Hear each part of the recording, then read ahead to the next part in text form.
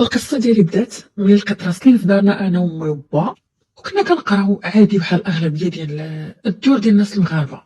إوا المهم الوالد ديالي كان كيبيع شي في الديسير. كانت الخدمة ديالته عادية ولكن الحمد لله معيشنا بها بخير، ما عندنا ما خصنا. المهم داكشي المخير ديال الديسير كنا كناكلوه الصراحة. أمي كانت واحد المرا ظريفة درويشة بزاف، تحطيها على الجرح ويبرا، ماشي حيت أمي ولكن هكا دايرة. داك النوع اللي تفلقيها بحجره وتقول لك الله يرحم والديك وتمسح. داك النوع اللي يسلخك شي حد وتقول ليه مسكين تعصب. الوالد ديالي كان العكس تماما. با كان واحد المتصل الناطق الرسمي باسم التسلط النرجسيه. تا كبرت انا عاد وليت كنسمع هاد المصطلحات ديال النرجسيه والساديه وهذا الشيء، عاد عرفت با بلي كان نرجسي صعيب صعيب صعيب صعيب صعيب. واحد الدرجه كان با كيعتبر راسو هو السلطان سليمان القانوني. هو ماشي كنقصد الاساءه، هو ظريف وبا والله اش نقول لكم، والله يخلي لكم بواتكم وكلشي وما كذلك، ولكن انا كنقول لكم الاحداث ولي ديتاي كيفاش دايرين باش تتبعوا معايا في القصه. كان بايلا ناض من بلاصتو، ما لقاش الصنداله ديالته محطوطه حداه، ما خصش رجليه الكريمه الشريفه تحط في التراب ولا تحط في الدس ولا تطلع معاه البروده ولا تقيسو كاع، خاصك طيري تجري بلاصه ناض انت تحطي صندالته باش يلبسها. كان با عنده السطيره ديال الوضو خاصه بيه، ممنوع اللمس، تقيسيها ولا تهزيها ولا يزغب ليك الحال شي نهار يشوفك شادها في يديك ولا شي حاجه نهائيا. عندنا حنا السطيره ديالتنا ديال الوضو كاملين انا وامي وخوتي، وعنده هو السطيره ديالته مقدسه خاصه بيه، الفوطه ديال الحمام خاصه بيه، كل حاجه خاصه بيه. الدوش اون جينيرال كان با عنده واحد الطقوس خاصه الا بغا يدوش هوايا، ماشي بحال بغيت ندوش انا ولا دوشي انتي ولا يدوش هذاك ولا هاديك ولا لا، هو عنده طقوس خاصه. خاصك تسخني الدوش وتوجديه ليه وتقدي ليه كلشي وتحطي ليه المسائل ديالو وتجيبي ليه البينوار اللي كان مشمش من قبل. البينوار هو كيستعملو مره واحده كيخصو يطلع يتشمش في الشمس. وكانت عنده الصابونه ديالته كيستعملها هو بوحدو، كان كياخد الصابونه، وكاين حنا الصابون ديالنا وكلشي زعما ماشي كيخبي علينا شي حاجه، ولكن هو نقي فيه الوسواس ديال النقا بزاف وكيقدر راسو لواحد الدرجه كبيره. كيجيب الصابونه كيبقى يقطع منها بشويه بشويه، كيقطع داك الشويه باش بغا يغسل صافي، والمره الجايه يهز عاوتاني داك الشويه وهي غاديه، ما تقيسيها ليه ما تشوفيها ما تحرميش تشمي ريحتها. المهم خصك توجدي ليه هاد الشيء وتحطيه. والصراحه ماما كانت مولفه هكاك من النهار الاول كاع، من نهار عقلت عليهم وهي مفشاه لواحد الدرجه وكتعطي واحد القيمه وعندكم وهادي بحال الا تقولي هاد السيد شاط من السلاله ديال الفراعنه ولا شي حاجه نادره ولا كيطلق الويفي ولا الله اعلم. ايوا قلت لكم خصك توجدي داكشي كلشي مشمش كلشي مقاد، والقطن ديال الودنين والفوطه فاش يمسح رجليه كلشي يكون محطوط. الا ناقصه شي حاجه غادي يسمعوك الجيران وبقى يسمع مو يقول لها انتي وما درتيش وهذا وفعل. كان صعيب صعيب صعيب وصعيب التقاي الشر ديالو، ضروري غادي تسمعي نديرو. واخا هكاك ما كانش زعما شي انسان خايب ولا شي حاجه، انا دائما كنت كنحتارمو كبا ومازال كنحتارمو. واخا تسمع هادشي كامل اللي قلت لكم، هو انسان متدين ودائما الجامع والصلاه في الوقت وكلشي، واللحيه وديك اللحيه نقيه وتشوفيه كيشعل تبارك الله. ايوا المهم كانت فين ما توقع شي حاجه ابسط شي حاجه اسمع مول الهضره، ولادك هادوك وما ربيتيهمش تربيتك شتي تربيتك اللي طرا اللي وقع لي درت انا ولا اللي دارو خوتي يدور لها هي تربيتك. شوفي شنو خرجتي، شوفي شنو درتي، كنت شوفي بنات اختي تبارك الله، كنت شوفي كذا كنت شوفي كذا. كان نكال من الطراز رفيع وصعيب شي مرة تصبر معاه. زعما انا من بين الحوايج اللي كيخليوني نرفع القبعه لامي هي انها صبرات مع هذا النوع ديال الراجل. واحد النهار من الايام جالسين كما العاده حتى دخل با، دخل وجاب معاه شي حاجه في الميكا. هذا ما هذا جاب ما جاب، ماشي الديسير لحقاش الا جاب الديسير كيجيب هاد اليد وهاد اليد وكيكون داكشي باين والميكا شفافه. ايوا السيد جا هذا ما هذا كاين في الميكاش، جاب با فين كان هادي فين انت لقيناه جاب السشوار ديال مجفف الشعر. صافي جاب واحد السشوار دبر عليه من الجوطيه، دوك السشوارات المستعملين اللي كيكونوا في الجوطيه اللي كيكونوا زعما ديال برا وداكشي.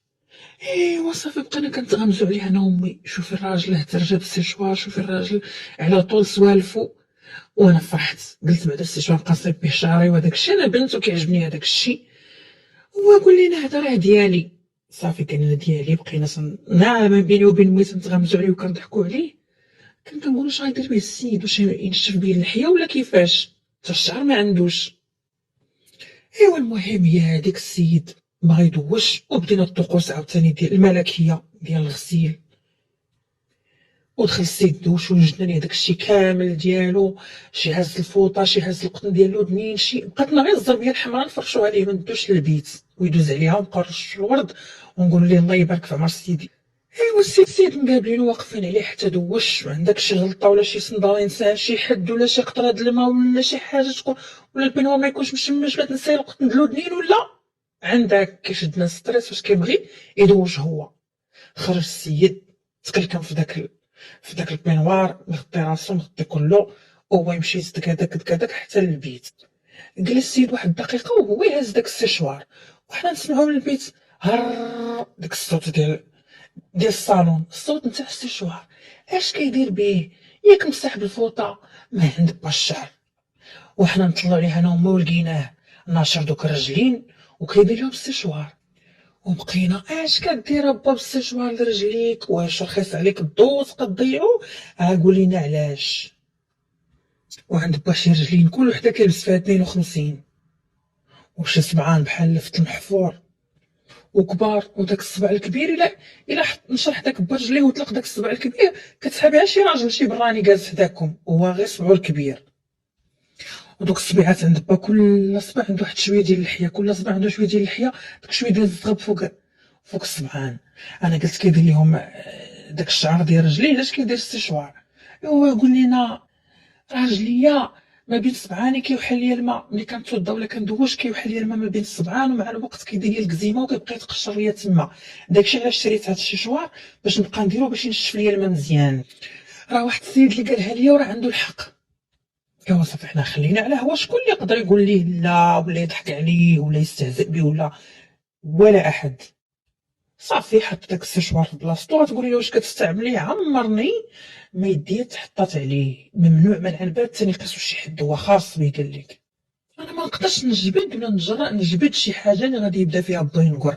هو ماشي يضربك ولا يأذيك ولا يحرمك من شي حاجه، لا، ولكن لسانو حار يبقى نقول حتى تقولي ليا هو الكلمه ونقول لك وانا عام. داكشي انا ما كنجبدوش نهائيا، ما كنكدش على داك النقول تاعو كثار من العكوزه. هو سبحان الله العظيم واخا با داير هكا ما عمر امي غضبات ولا دابزو ولا تخاصمت معاه مشات لدارهم ولا نهائيا، ولا نسمعهم داك زعما هي تراد معاه ولا غير ساكته ساكته ساكته، دايره بحال شي بونجا كتابسوربي هذاك الشيء، بحال الا خويتي الماء وجبتي واحد البونجا وجمعتي بها هذاك الشيء. ماما كانت غير كتمتص داك الغضب ديال با وداك النكير ديالو صافي وساكته، ما عمرها دارت شي رد فعل. ولكن انا جاياكم للقصه. المهم هي ولفات ليه هكا كيغوت وكلشي، ولفات ليه داك الفشوش وتبقى تجري عنده هاك وتجيب ليه الفوطه وتعطيه وسكتوا عندكم باكم وكذا. صافي هي ولفات ليه هكاك، حتى حنا كبرنا ولفنا هكاك. ولكن حنا فاش كنا مراهقين كان كيجينا داكشي صعيب وما كنقدروش، وديما كنبقاو نتفقوا انا وخوتي نهربوا نمشيو لشي بلاصه زعما. ولكن تربينا عاوتاني على داكشي. صافي الحاجه اللي ترباو عليها الولاد كيبقاو، ما نقدروش نجاوبوه ولا يغوت عليه ونقول ليه مالك با ولا نغوت عليه. ولا حتى خوتي كاع، خويا الكبير عنده 31 عام ودائما كيعتبروا بحال شي مراهق، ما يقدرش مثلا كينقر عليه وداكشي بحال شي دري صغير وما يقدرش خويا يجاوبو. هكاك حنا تربينا على اننا نحترمو، كيبقى بانا خط احمر وصافي. واخا خويا راه طوال منه الطول العرض والارتفاع المساحه، غير هزو خويا غيديرو في جيبو ما غيبانش، ولكن ما يقدرش ما كيقدش حتى يشوف فيه ولا يهز عليه الهضره. المهم في الحقيقه واخا هادشي كله، ولكن انا ممتنه لماما حيت رباتنا على الاحترام. حيت دابا كنشوف شحال واحد كيدابز مع باه، شحال بنت كتحدى والديها، وهادشي انا الحمد لله هادشي ما عندناش. رباتنا مسكينه مزيان، احترم والدينا وكل شيء. وبا كان كيقول لنا ممنوع المسلسلات والغناء والافلام وداك الشيء اوه في الدار، ديما الدار فيها حنا الى داروا التلفازه يديروا فيها القران ولا الادعيه ولا شي حاجه. لدرجه ملي كبرت لقيت راسي حافظه بزاف ديال السور وبزاف ديال الاحزاب ديال القران غير من خلال الاستماع، لانني كنسمعوا ليه دائما في الدار. المهم اللي خايب في هذا الشيء انه فاش كبرنا، انا وصلت ديك 24 عام، الوالد ديالي عيق زاد فيه. عرفتو الراجل فاش كيكون متسلط راه ملي كيكبر كيزيد حتى لاج والعمر كيزيد تسلطو، ديك النقير كيتضرب في 20. ما هو مسكينه مرضات جاها القلب والطونسيون والسكر. داكشي اللي قلت لكم في الاول دايره بحال شي بونجا كتمتص كاع داك الغضب ديال با، صافي في الاخر جاتها في صحتها. كاع المراه مسكينه اللي كتصبر بزاف ولا الراجل اللي كيصبر بزاف ولا الانسان بصفه عامه، واحد النهار الجسم ديالو الا ما هو دار رد الفعل الجسم ديالو كيدير رد الفعل. ماما مسكينه مرضات وكلاتها في صحتها بسبب داك الصبر بزاف كتدخل قلبها بزاف، صافي السيده جاتها في صحتها. خصوصا ان المهم داك النوع اللي ما تخرج ما تدرج حاجبه. عرفتوا دوك العيالات ديال شحال هادي كتكون حاجبه انها ما كتخرجش كاع، كيجيو عندها العيالات صحاباتها وجاراتها كيعرفوا داك الشيء كيجيو عندها للدار، يعني حتى هادشي زاد. با واخا هكا كان كيبغيها بزاف وكيموت عليها، وحتى هي من خلال كيفاش كنفهموها ومن خلال انا حتى ملي كبرت دات ديك 24 وليت تما وليت كنفهم كتبغيه حتى هي، عارفه انا كتموت عليه وهو كيموت عليها. واخا داك النقير واخا تصرفات ملي كيجيو عائلة با كيبقى يسخر فيها كيقول لها نوضي ديري، كيبقى يسخرها بحال شي وحده خدامه عنده باش يبان زعما سي السيد وداك الشيء قدام عائلته. حنا عندنا بعض الرجال الا شاف مو وعائلته وختو وداك الشيء خاصو انت يبقى يدير لك بحال الخدام، ما كيرضاش يعاملك مزيان قدام دارهم. كاين هذا النوع حتى با كان هكا. المهم من هادشي كله اللي كنعاود لكم راه كان كيبغيها بزاف وكتبغيه حتى هي، ولكن انا علاقتهم ما بقاتش عجباني وما بقيتش كنحمل نشوف هذاك الشيء كيفاش كيعاملها، ومي ولات كتبقى فيا. والغريب في الامر ان با ما فيه لا سكرات لا طونسيون لا حتى حاجه والو، ما مرضش كاع. هو واخا هو كبر منها في العمر وكل شيء وعايشين في نفس الدار ونفس الحياه، ولكن هو ما مرضش. باش نقول لكم التاثير ديال المشاكل كيفاش داير. المهم دينا ماما عند الطبيبه وقلبتها وشافتها وكل شيء، قاس بلي السيده فيها الاعصاب، طونسيون كيطلع ليها، ما منظمش، السكر وداكشي كامل. قالت لها الطبيبه الريجيم وكذا، ولكن ممنوع انها تستريسا ولا المشاكل ولا تعصب نهائيا. صافي جاتنا من الاخر قالت لنا مابقاش هاد السيده مابقاش تعصب مازال، وكتاخذ الادويه وداكشي. واحد النهار من الايام با كان كيقلب على شي حاجه تلفات ليه، شي حاجه ديالته خاصه به تجلات ليه. ايوا جا قال لها المي واش ما شتيش كذا كذا؟ قالت ليه الله اعلم. وهي فعلا حاجه ما مسؤولاش عليها، يعني حاجه ديالته، يعني هو اللي مسؤول عليها فين تلفها. صافي بقى كينقر والمشكله النقير ديالو كبار من المشكل. حاجه تلفات لك ما كاينلاش داك النقير كامل، وهذه تربيتك وهذه كذا وفين وصلتينا شي قاسوا لي حاجتي كذا. جا خويا دار فيه، واخا خويا كيصبر وكلشي والاحترام، واني ملي مرضات ماما ما بقاش كيصبر بزاف وقال ليه دار فيه، يعني ماشي تسمعوا دار فيه شي حاجه خايبه غير شويه. صافي وبا هو يجعر. با الا جاوبتيه دبرتي عليها، وبقى كيغوت. حنا ملي كيبقى يغوت بحال هكا كنهبطوا لتحت كنديروا راسنا نعسنا باش ما نجاوبوه ما يجبدنا ما حتى حاجه، كنخليوه يبقى يغوت تيسالي وصافي. ايوا صافي هبط عندنا وبقى كيغوت في البلاصه اللي تحت فين كنت كنعس انا. كان فيها واحد السيجور، واحد البلاصه اونفاس مع الصالون، وهذاك السيجور كنت انا اللي مصايباه، انا اللي مفرشاه بفريشو بديكوراتو كلشي قاديتو على ذوقي عجبني وصايبتو زعما في دارنا فرشت. ايوا هبط با كيبقاش كيقلب وحنا درنا راسنا ناعسين ما كنجاوبوش حتى كنقولو كيغوت. وهو يبدا بحال ديك الطراكسه دخلتيها لشي بلاصه كتدمري بها شي بلاصه كتخرجي في الاخضر واليابس، يهرسي دك يهرسي دك بحاليله. هذاك السيد شرب شي دواء ولا ما عرفتش طرا ليه فين ما كان شي نص ديكور شتتو مع الارض دك الشي وتحطم، وانا اللي حاطه فيه دم مغروق جوفي. وخدمت نهار على خوه بالسوايع في لوزينات كي الكلبه، وجمعت هذاك شويه الفلوس وحيدتو من راسي وفرشت به هذاك السيجور كلشي داكشي دك. ايوا صافي من بعد ما هدات العاصفه وانا نمشي شفت امي لقيتها صافي بحال الشرويطه مليوحه في الارض. عرفتو مول العصب مسكين ملي كيشوف داكشي وملي هذا وكيسكت وكتسكت مسكينه وفيها السكر وكذا. وصافي انا نقطه ضعفيه ملي نشوفها في هذيك الحاله ما قدرتش نصبر، ولكن طبعا ما قديتش نمشي نقول لبا شي حاجه ولا نقول عليه ولا لانني انا زعما متربيه نعمه التربيه زعما. المهم ما قلت ليه والو. المهم بقات فيا بزاف ولقيت واحد اليد رقدت عليها، واحد اليد صافي ما بقاش قادره تحركها. اللي فيه العصب راه يعرف هاد اللعيبه هادي. صافي واحد اليد ما متحكماش فيها مازال، وساكته السيده وحاله فمها. بقات فيا بزاف. صافي مشينا نعسو، انا مشيت نعس ما جانيش كاع النعاس نهائيا. بقيت كنفكر في هذاك الشيء وكنفكر في امي بقات فيا، وكنقول خاصني ندير شي حل لهادشي، ميمكنش يبقى بحال هكا كاع. فعلا الصباح نضت وقلت لها امي نوضي زيدي نديك للطبيب. لا هادي انا بنتي غنهز جلابتي وتعرفيني فين مشيت وكذا. قلت لها زيدي قدامي دابا تلبسي جلابتك. هي ديما مسكينه كتقول هكاك ولكن كتسكت ما كدير والو. صافي مشات هي تلبس جلابتها وقلت لها غير زيدي، انا قلت لبا وكلشي وهذا زيدي نديك شوفي الطبيب راه ماشي عاديه هذيك الحاله ديال يديك ميته عليك شي وجهك كيدير بالعصب، زيدي نشوفوا ياك ما كايناش شي حاجه. هي كتلبس جلابتها وداك الشيء. مشيت دخلت لبيتها وانا نهز ليها جوج تبديلات جوج من الحاجه وهزت حوايجها جداد. حيت امي مسكينه من داك النوع اللي ديما تلقى عندها شي بيجامه جديده ولا شي تبديله جديده ولا غير شي بودي ولا زي بحياتي جديد كتحطو، باش ديما ملي كيجي عندها شي ضيف ولا شي حاجه كتعطيه ليه كتصيفطو بداك الحاجه الجديده. كانت دائما هي ديما هكا. هزيت لها داكشي درت داكشي فواحد الصاك موين، هزيت لها الذهيبات ديالها عارفاهم فين كاينين جمعتهم، الفلوس كاع داكشي غادي تحتاج هزيتو. ايوا صافي درت داك الصاك تحت باطي وجمعت لها داكشي الاخر في السويك الصغير وغاديين. هي كتسول كنقول لها زيدي قدامي امي. هبطنا انا وياها مشينا، ديتها لواحد البلاصه فطرات بعدا مزيان ولات هي هذيك. حنا نمشيو شدينا الكار شدينا الطريق فين غاديه بيا، وهي كانت المهم داك النوع ديال دوك عيالات مسكينه اللي قليله الحيله. يعني فين ما ديتها كتقول لك واخا ماشي شي وحده تقول لي لا رجعي وتغوت، لا فين ما ديتها هي غير تابعك. فين غادينا بنتي كذا، قلت لها زيدي بينا نمشيو عند خالي وباك وكذا. قلت لها غير زيدي قدامي امي غير تبعيني هاد المره وغادي تشوفي. شدينا الطريق لعند خالي، وهذيك مرت خالي اصلا عزيزه عليها امي بزاف بزاف. مهم فرحات نوعا ما. بقينا غاديين بغات مسكينها تفوج الدار ما كتخرجش، نقير بغاتها تفوج.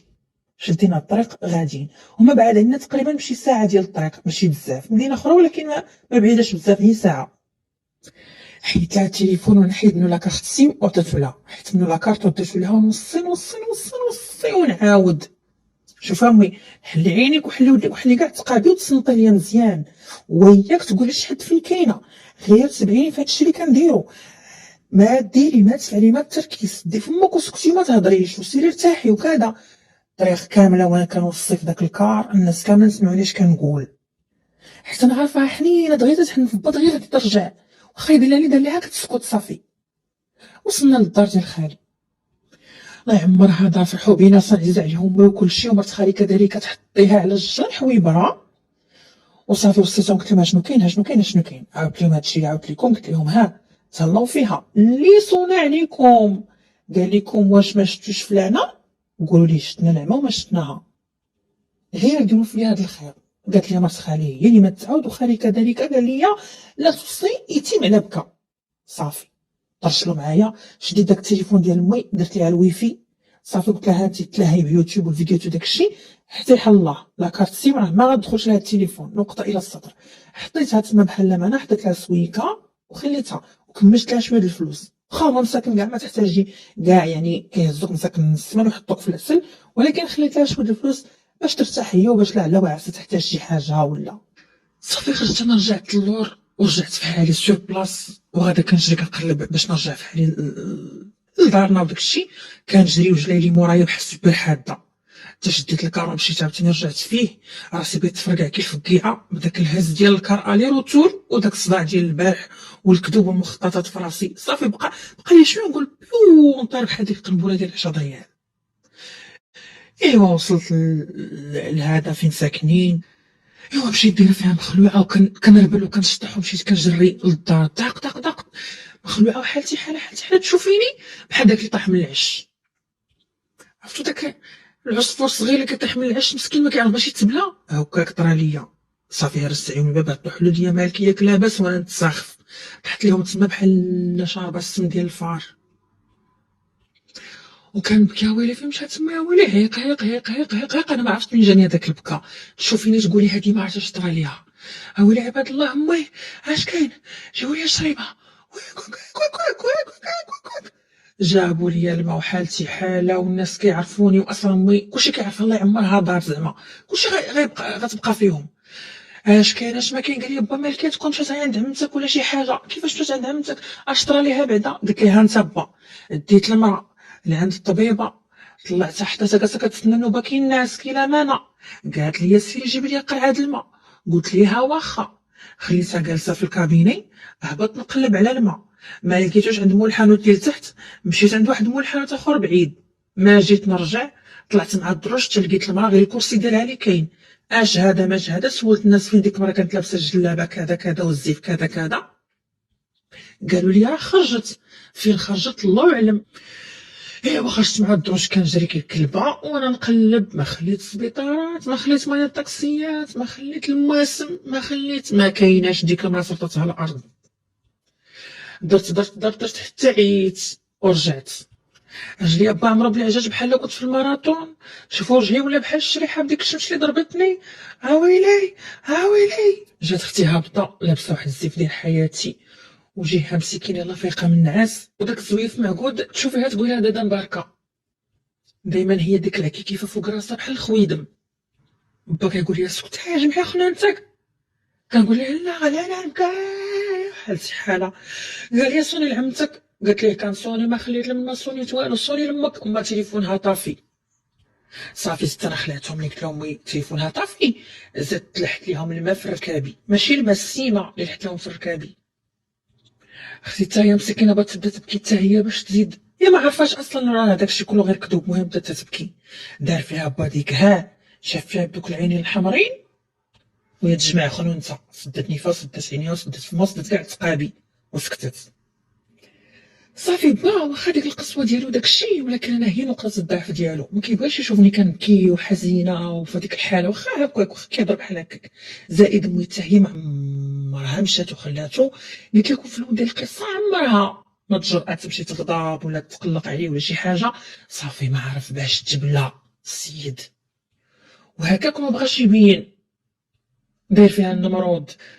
ايوا صافي جات عمتي عيتك من الباهيه. جات اش كاين مال مرت خويا مال هادي ويك وكا حتى ويك دار لهم تما بحال داك الزري بحال ديك الزريبه ديال البيبي فاش تدخل ليها وكتسمع داك ما كتعرفيش بنادم واش كيبكي ولا كيغوت ولا. وبقات عمتي يا مرت خويا وبقات داك الغنى ديالها. ايوا صافي جاو جارات تمي جا خويا جات الحاله وصافي ما لكياش واقع. امي مسكينه مشات ونخبط ونقول ما خبطتش ونقطع الجلابه وندب. وعمتي واش دات عمتي ما تلقاتهاش. هذيك الموال ديالها ديال الحزن داكشي كيديروا في الكنايس. وقلت لها امي مسكينه ما دات حتى الدواء الا غير ما شربت شحال الفانيله غتموت وفيها العصاب وفيها. انا كنهضر ولا هضرت تقطع عليا وتبحيت. وانا امي شريت ليها الدواء وحطيتو تحت منها وصيتها. واصلا نسيت ما قلت لكمش مرت خالي كانت غاديه للسبوع وديك العشيه كانوا غيمشيو هما للسبوع مراهم السبوع كيضربوا الدجاج محمر ومنغمين وانا دايره عليهم الكنازه. هادشي كله درتو انا باش ندير اعاده التربيه لبا باش يحشم شويه حيت عيق بزاف. قال لي سكتي صافي زيدي نقلبوا عليها انا غنمشي نقلب عليها. قلت ليه والو رجلي ولا رجليك؟ قال لي يلاه زيدي. وقبل ما نمشي معاه صون على مرت خالي هذيك اللي مصيفطها عندها انا مو مخبيها عندها. وجاوباتو ياك لاباس ياك لاباس اخويا اش كاين؟ قال لي ها واش ما عندكش فلانه؟ قالت لي مالها مسكينه هي راه جالسه حدايا كيضربوا الدجاج المحمر في السبوع. قال لي راه خرجات وما جاتش وطاطا. عاود لي هادشي كله اللي عاودت لكم. مسكينه وبقات هي ويك ويك ويك تقطع عليها با في التليفون. صافي با ملي صون على خالي ومرت خالي وما لقاهاش عندهم بلغوا البارد وعرف بلي القضيه حامضه وتبدلوا فيه الالوان. عاد فيه واحد اللون ما هو بنفسجي ما هو عدسي ما هو اللون ديال الصدى ما هو. صافي السيد تكمش وزراق ولا بحال برقوق العراس. ايوا صافي غاديين مع با قلبنا دوزتها عليهم في هذاك النهار. با حرمتو بعدا من ديك التدويشه الملكيه ديالتو حرمتو من داك الفطور الملكي وداك جيبوا ليا حطوا ليا ارو البنوار ارو. داك النهار ما فطر ما كلا ما ضاق ما شم. درنا كالكلاب الضاله. حتى عينا وجينا دخلنا للدار وانا غير كنبكي، واختي مسكينه كتبكي تبكي تبكي. انا ما رحمتهاش، راه ما قلتلهاش لختي اجي نقول لك الهبيله راه هادشي ماشي بصح، انا ديت امي حطيتها عند مرت خالي، راه هادشي اللي درتو خطه. لا، سكت وضربت الطم وخليتهم كاملين يعرفوا بحق امي مسكينه اللي هز لهم هبالهم جميعا من الصغير الى الكبير. خليتها هكاك وبنا هذيك الليله وصافي. عيطت انا لمرت خالي قلت لها شنو طرا شنو طرا شنو قلت لهم. قالت لي يا بزاف هادشي اللي درتي. قلت لها الا فكرتي تخسري لي الخطه ولا تعيط لشي حد ولا راه غنكمل بك انت الثانيه. قالت لي تسليمه لالا. صافي خليتها. المهم بقات الامور بحال هكاك شي يومين، شفت القضيه بدات تتخياب، با بدا يدخل البوليس وغيمشيو هذا، وخفت لا نتفضح. صافي وانا نتفق مع مرت خالي وخالي وقلت لهم انا غادي نلقى الحل. قلت ليه با الله صونات لي امي صونات لي امي صونا لي خالي قال لي راه كاينه عند امي راه جات عندهم. ها بصح بنتي يا فين كانت مسكينه على سلامتها. الله يا ربي واختي مسكينه. قالت لي الله امي مسكينه اللهم رجعات. المهم فرحت الجيران وفرحت الدرب كله. قلت لهم راه مشات ما عرفت فين كانت ومشات عند مرت خالي صونات ليها ومشات شدات الكار ومشات لعندها. صافي با بالغول بعد عاوتاني وقال لي على السلامه زيدي زيدي بنتي زيدي زيدي نجيب امك زيدي. قلت لها لا با خليها، راه قالت لي مرت خالي راه عيانه بزاف ومدقدقه خليها ترتاح راه مريضه مسكينه راه داوها للطبيب. قال لي ياك قلت ليه هيه. صافي عيط لخالي قال لي خليها مسكينه ترتاح هنا شيانات وردوها لكم. المهم با ارتاح ملي عرف امي راه عند خالي وبقى كل نهار توحشه. انا حسيت به السيد بغا يقطعها من لحمو. زيدي نجيبو لك امك مسكينه. امك مسكينه بقات بلاصتها في الدار هادي دوري دوري. صافي بقات عنده بلاصتها بزاف. كنقول لها خليها با خليها ترتاح خليها ترتاح شويه. كيقول لي ما كاين بس ما كاين بس خليها ترتاح مسكينه. المهم حسيت بالسيد جبدو ليه الودينات بزاف وعرف بقيمتها وحس بها وحس بانها ما عمرها ما غضبات. ونهار اللي مشات جاتو بلاصتها في الدار كبيره ومهمه. صافي ما قدرش يزيد مازال مورا داكشي زاد مازال 3 ايام. قال لي صافي غنمشي نجيب امك. وهي حتى هي صونات ليه كي لاله العروسه قالت لها اجي ديني من عند الناس. وهو طبعا خاصو يدي مع شي واحد باش يحذرها حيت زعما راه مشات غضبانه خاصو يجي يجيبها ويكبر بها وداكشي. جا ديك العشيه فرحان. قلت ليه باش كاين؟ قال لي راه عيط لخالك. قلت ليه واش قال لك؟ قال لي اجي دي مرتك اجي دير العقد ودي علينا عروستك. وكيضحك صافي وحشمت حتى انايا كيهضر مسكين وحنيكات وحميرين بحال شي مراهق يلاه كيبغي شي وحده. ايوا صافي في الاخر قال لي نديك معايا زعما نمشي معاه. يلاه ما يلاهيش يلاه ما يلاهيش. قلت ليه با انا عندي الخدمه انا ما عندي ما مسالياش. صافي انا غير تنعطل فيه وتنشوف كي ندير بغيت نصيفطو هو بوحدو. قلت ليه عرفتي راه با بوحدك. قنعتو صافي باش يمشي بوحدو. ومشى فعلا هز الطوموبيل ومشى في العشيه. خرجوا هز با امي خرجوا من عندهم بكري ومشاو. ما جاو دوك جوج الناس ما جاو للدار حتى لشي 1:30 ديال الليل عاد جاو امي وبا. عصافير الحب زعما. ايوا صافي جات السيده فرحانه بحال يلا طيحت العقد وتتشوف فيا بنص السعير وتتبسم امي. وهو كذلك ما قاداه فرحات يضحك ما بغاتش تجمع ليه الضحكه وداخلين وكنشوف فيهم وكيشوفوا فيا وكنشوف فيهم وكيشوفوا فيا. واش نقول لكم من ذاك النهار اقسم بالله الا بغيتو تيقوني الا ما عمري سمعتو مازال نقرا عليها ولا يدي يطيح من قيمتها ولا نهائيا. صافي داكشي ولا تيهضر معايا بشويه وعنداكي وهادي ولا عارف بقيمتها في الدار وعارف بقيمه انها راه ممكن حتى تمشي في حالها وداكشي. المهم ارتاحت السيده ارتاحت خصوصا انها مسكينه مريضه وداكشي. ايوا دازت الايام وانا نقول لها العارمه الا ما قولي لي داك النهار فين داك با ما جيتو تنصفات الليله خليتي ما حشمتو. قالت لي ماشي شغلك لا انا وراجلي واش انا غنقول لك فين كنت انا وراجلي. قلت لها قولي لي امي انا مزوقه فيك. انا من الاولى لا قولي لي فين. قالت لي مشات داني للجرده وقسنا فيها وجمعنا شويه وشرا لي لاكلاص هبيله مسكينه. ايوا صافي هادشي اللي كاين. ايوا صافي هادشي اللي وقع وهذه هي القصه. وانا دابا اليوم فاش كنعاودها لكم كبرت وتزوجت وكلشي وراجلي عزيز على امي بزاف وكترد ليه البال وكتقول ليه راه داك اللي مجوج بها راه جنيه راه شي نهار دير لك شي خطه ولا دير لك شي حاجه حيت هي عارفه انا كي دايره. المهم هي ماشي غير راجل عزيز عليها العالم كامل عزيز عليها حتى الناس اللي ما كيحملوهاش عزيزه عليهم هما عزازين عليها عرفتوا النوع ديال العيالات اللي كتكون مسكينه ما فيهاش كاع العيب، قلت لكم ضربيها بحجره وتقول لك الله يرحم والديك. وليومنا هذا الشخص الوحيد اللي في خبارو هذا الخوف، هذه المسرحيه كامله هي انا وخالي ومرت خالي فقط. حد ما عمره ما عرف امي، حد ما عمره ما عرف. ربما يقدرش حد يطيح في هذه القصه ويسمعها ويعرف ونكتشف، ولكن انا ما كيهمنيش، صافي داكشي اللي بغيت نديرو درتو. هذه هي القصه ديالي وهذه هي القصه ديال الموبا، وشكرا لكم على الاستماع.